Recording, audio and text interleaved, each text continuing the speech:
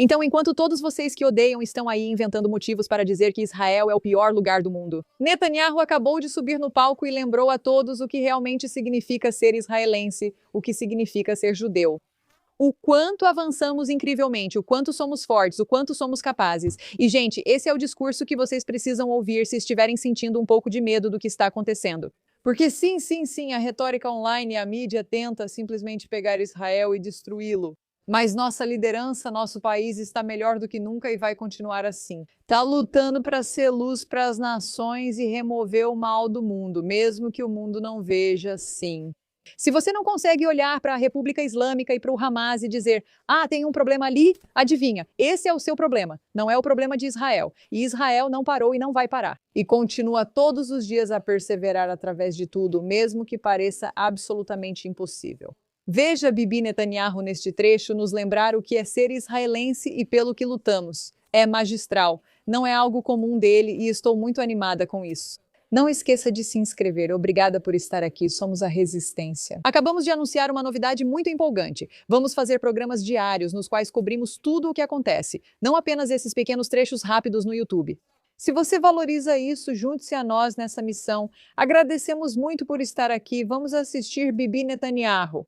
Vários componentes que acreditamos ser importantes, não apenas para a segurança de Israel, mas para a segurança do mundo, dos Estados Unidos, da região, do mundo. Primeiro, todo o material enriquecido precisa sair do Irã.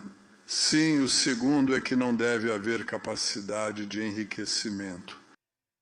Não apenas parar o processo de enriquecimento, mas desmontar o equipamento e a infraestrutura que permitem o enriquecimento em primeiro lugar. Sim, quero dizer, é quase óbvio. Não dê uma arma para alguém que quer matar outra pessoa. Simplesmente não permita que essa pessoa tenha a arma. Não dê uma arma para eles e diga, ei, está trancada, não abra. Apenas não permita que eles tenham uma arma. E o terceiro é lidar também com as questões dos mísseis balísticos. Existe uma limitação do MTCR de 300 quilômetros e o Irã deveria respeitá-la. Claro que não respeita. Por que respeitaria? Como a própria Operação Leão em Ascensão demonstrou. Todo mundo sabe disso. E o quarto é parar de desmantelar o eixo do terror que o Irã construiu. Ele foi esmagado, mas permanece lá e tenta se recuperar, assim como o Irã. Esses são objetivos bastante importantes que, na verdade, impactam muito mais do que apenas Israel. Mas você não saberia disso, porque se você odeia judeus e está assistindo a isso, passou a acreditar que Israel é o problema. Em vez de realmente olhar para os fatos e perceber, existe uma força terrorista maníaca dentro do Irã, o Irã ocupado, claro, e eles estão tentando dominar através do terrorismo, e é disso que Israel está te protegendo. Sua bobinha, de nada. E a última coisa é, lembre-se do ditado de Ronald Reagan em relação à União Soviética. Confie, mas verifique. Desconfie e sempre verifique. Então, tem que haver inspeções reais, inspeções substantivas, nada de inspeções com aviso prévio, mas inspeções eficazes para tudo isso. Porque se você tem um NT que diz, ei, nossa religião nos manda mentir para vocês para que possamos dominar vocês, então você precisa ouvir isso, porque eles são fanáticos religiosos e aí você não deixa eles se safarem com isso. Eu sei, que ideia maluca. Esses são os elementos que acreditamos ser importantes para alcançar um acordo. E eu apresentei nossa posição de forma muito clara. Também falamos sobre Gaza. Acho que quando fomos, depois de sermos massacrados em 7 de outubro, estabelecemos 3 objetivos em relação a Gaza. O primeiro era trazer todos os reféns de volta. O segundo era desarmar ou desmantelar as capacidades militares do Hamas. E o terceiro é desmantelar as capacidades de governo do Hamas.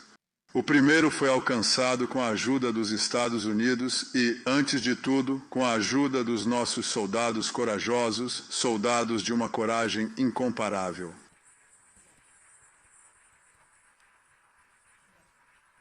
Muito bom o apoio que recebemos do presidente Trump e de sua equipe, o apoio que recebemos de você e de tantas pessoas ao redor do mundo e as decisões que tomamos. Não nos acovardamos e não cedemos às pressões que foram colocadas sobre nós de fora e de dentro, nós mantivemos nossa posição. Conseguimos tirar todas essas pessoas, incluindo o último herói, Hanik Vili, um herói incrível. Sim, trouxemos todos para casa, mas muitos israelenses sentem que muitos voltaram sem vida, o que não deveria ter acontecido. Então, há uma importância e um detalhe. Ao comemorar o retorno dos reféns, muitos voltaram em sacos de cadáveres, culpa do Hamas. Por isso, você deve sentir a importância do número 2 e do 3 de forma tão intensa. Mas há muitos outros. Mantivemos nossa posição lá e também nas outras duas ações previstas no plano de 20 pontos do presidente Trump. Quando avançarmos para a fase B, o que precisa acontecer é que o Hamas deve primeiro ser desarmado e então Gaza deve ser desmilitarizada. Desarmado significa que deve abrir mão de todas as armas, não só das principais. E alguém mencionou armas pesadas. Praticamente não há armas pesadas em Gaza, não há artilharia, não há tanques, não há nada. A arma pesada, a que causa mais dano, é chamada de AK-47. Ok, é isso. É assim que eles executam as pessoas. Um momento pelo meu amigo que se feriu na semana passada rezando por uma recuperação rápida. É assim que eles atiram no nosso povo, é isso que eles usam, rifles de assalto. Foi isso que usaram no massacre de 7 de outubro, foi isso que eles usaram, foi isso que eles fizeram. O pior massacre do povo judeu desde o Holocausto. Com a K-47 e as 60 mil delas, eles têm que sair, obviamente, RPGs, foguetes e assim por diante, mas essa é a arma principal e ela precisa desaparecer. Primeiro desarmar o Hamas e depois desmilitarizar Gaza. O que isso significa? Eles ainda têm túneis lá, nós desmontamos cerca de 150 quilômetros de um total de 500 quilômetros de túneis. Eu não posso te dizer o quanto essa estatística é frustrante, porque já se passaram 2 anos em que parece que nossos soldados têm trabalhado sem parar. Eles desmontaram apenas 150 dos 500 quilômetros. Alguns alegam que isso ocorreu porque havia reféns nos túneis, impedindo o trabalho necessário. Mas se esse não for o caso, por quanto tempo isso ainda precisa continuar? Por quanto tempo mais nossos soldados precisam arriscar suas vidas por essas pessoas? 150 quilômetros de 500. Como o que precisamos para concluir o trabalho. Isso também significa que você não pode esconder armas, laboratórios ou outras instalações que eles usam para se rearmar, se reagrupar e se reorganizar, que é o que eles estão tentando fazer. Estamos dando uma chance ao plano do presidente e ele foi muito sucinto ao dizer isso. Isso pode ser feito do jeito fácil ou do jeito difícil.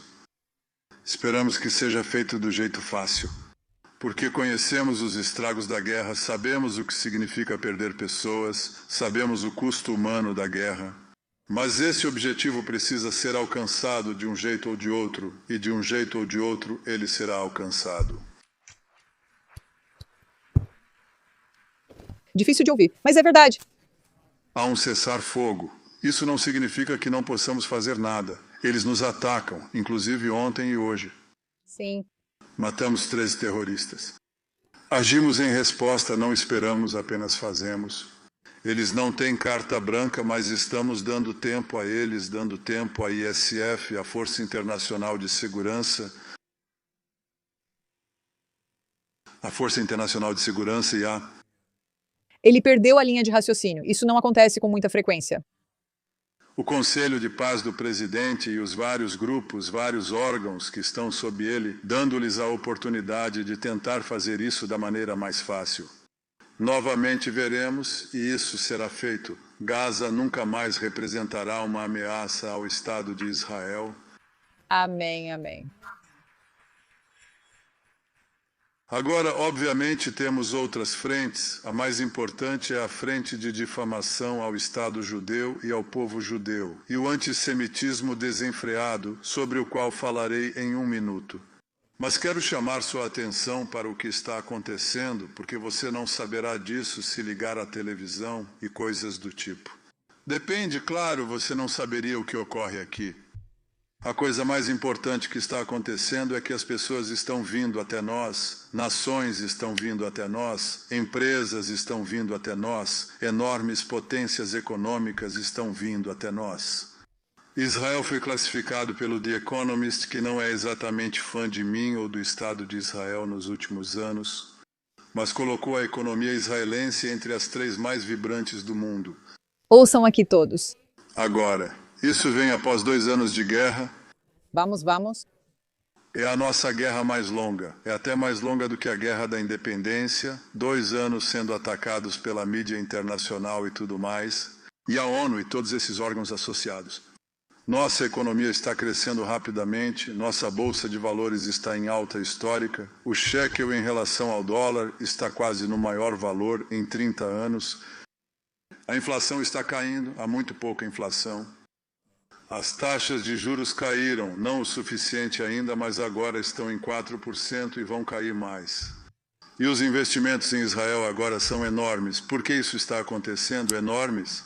Primeiro, administramos a economia com responsabilidade, pois sabemos como fazer isso. Segundo, a guerra mostrou a capacidade de Israel.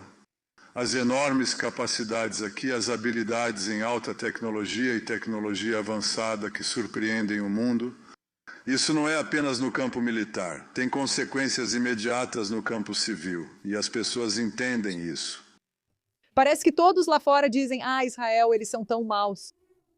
Mas qualquer pessoa que realmente tem alguns neurônios olha para isso e pensa, uau, esse é um país forte. Eles têm ideais, têm valores, sabem o que estão fazendo, sabem pelo que estão lutando. Isso parece um bom investimento de qualquer forma. Se você vai nos odiar, só vai sair perdendo. Então eles vêm para cá agora, esses países vêm para cá. O chanceler da Alemanha esteve aqui por iniciativa dele. Gostaríamos de conversar com você sobre nossa indústria de defesa, na qual eles querem investir uma quantia muito grande de dinheiro. Quem vem aqui na próxima semana? Narendra Modi, uma aliança tremenda entre Israel e Índia, e vamos discutir todos os tipos de cooperação agora. Você sabe, a Índia não é um país pequeno, tem 1,5 bilhão de pessoas. É muita gente. Índia na Índia. Israel é enormemente popular, enormemente popular. Você sabia disso? Você sabe, fico feliz que saiba, mas quero que todos vocês saibam disso. É verdade. Há cerca de 10 anos eu disse que Israel estaria entre as 3 maiores potências cibernéticas do mundo. Eu estava errado. Eu estava certo, mas é a número 2. Israel.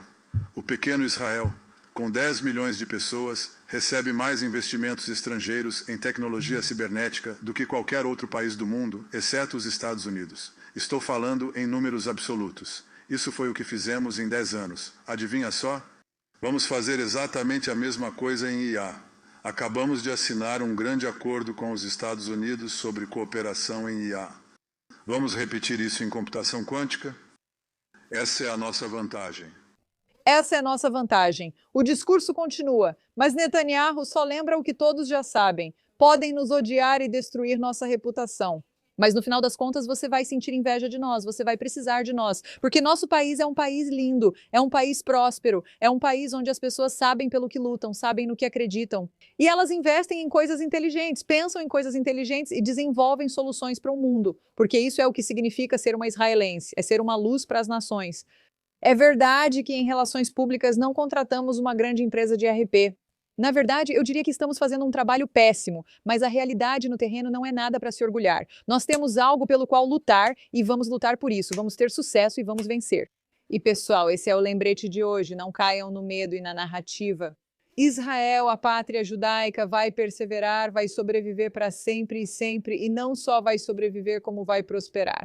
E se você apoiou Israel, e se você está ao lado de Israel, pessoal, bênçãos virão sobre você, porque bênção sempre vem para as pessoas que realmente estão com a verdade. Obrigada pela atenção a este assunto.